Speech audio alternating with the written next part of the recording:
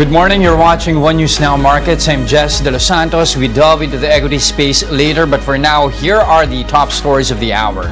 The country's trade deficit widened in January as exports fell further. Data from the Philippine Statistics Authority showed that the exports fell 13.5% in January, deeper than the 7.7% contraction recorded in December. On the other hand, imports rose 3.9% from the 9.6% contraction in December of last year. These figures brought the trade gap to nearly $5.74 billion, wider than the deficit of $4.5 billion in December.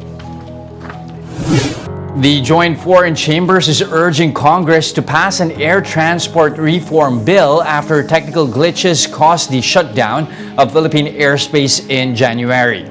Members of the chambers, together with other industry associations such as the Safe Travel Alliance, Air Carriers Association of the Philippines, and the International Air Transport Association, said they have long advocated for air transport reforms. The chambers made the statement after the Senate Committee on Public Services released its report on the air traffic management glitch that occurred on New Year's Day.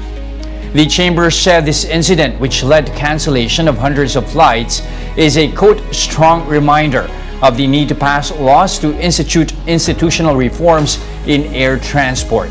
The Senate committee recommended amendments to the Charter of the Civil Aviation Authority of the Philippines to strengthen the agency and to address its conflicting functions as a regulator, operator, and investigator. It also called for the creation of the Philippine Airports Authority and the Philippine Transportation Safety Board.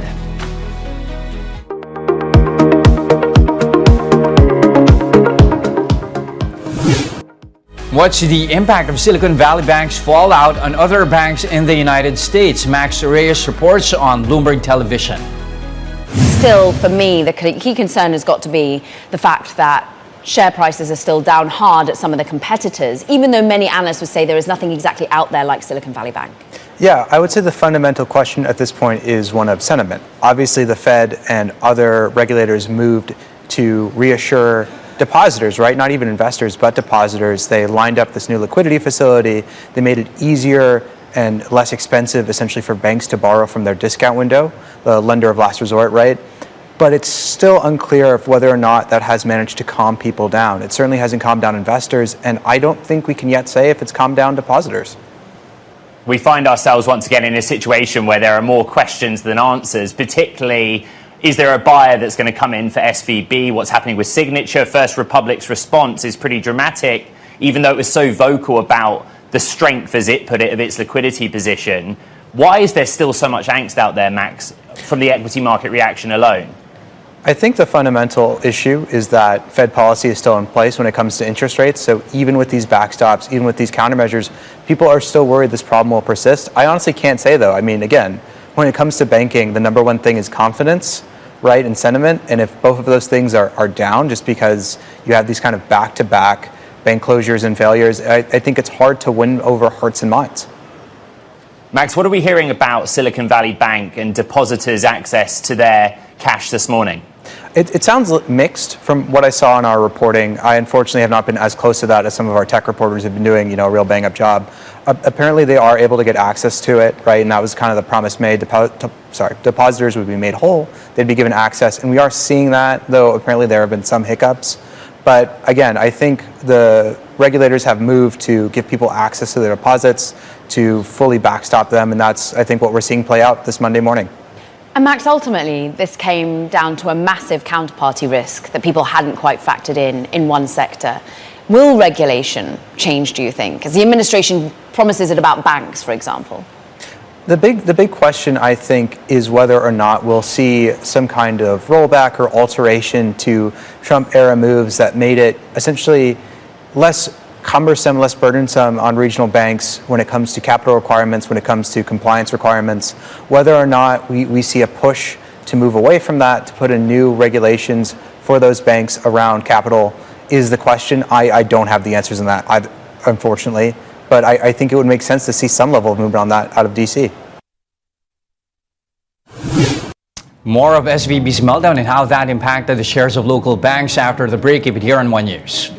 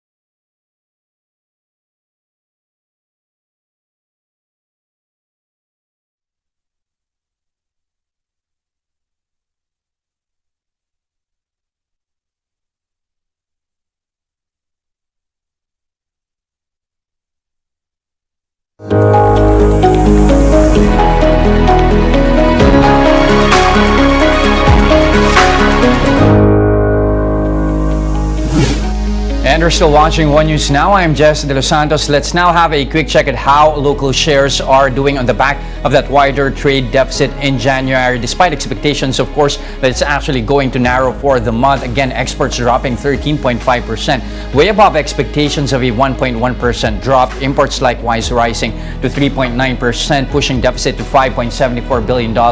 You have now the index poised to actually extend losses to a fourth day here. Index now down by 0.7% to 6,500 over a 3-day period. The main index is now down close to 1.7%. But I want to zero in on what happened on a Monday, a record net foreign selling tallied on a Monday here, with offshore investors letting go of a net of $384.7 million of shares. As you can see in this chart right here, you have this long bar right here at the end, really showing you, at least for a 1-year period, how much shares have been let go yesterday here. Let's max out this chart for a better appreciation here.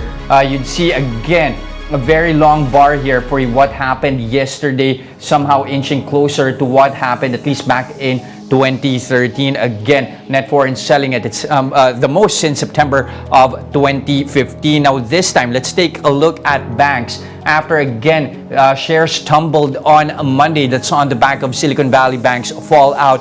This despite, of course, local lenders having zero exposure to SVB, at least according to what the Inquirer is reporting. Now you have Carlo Temporal of AP Securities saying that the event stirred up concerns regarding the global banking sector that's amid a rising rate environment, prompting investors to actually size up the situation against the 2008 financial crisis. Let me just refresh this chart very quickly so as for us to better appreciate how banks are faring at the start of the trading day. You're still in the negative zone here, down by 1.8%. The whole sector, at least with only two stocks here starting the day in the green. That's Union Bank and Metro Bank BDO. On the other hand, biggest loser so far, at least for the sector, down by 2.9%. And lastly, let's have a quick check at our leaders and laggards here and see how shares are doing here. Looking like a mixed bag at the moment. You have Ayala Land and Aboitiz at least up by 1 and 0.7% for Ayala Land. On the other hand, again, BDO, the biggest loser for the main index here.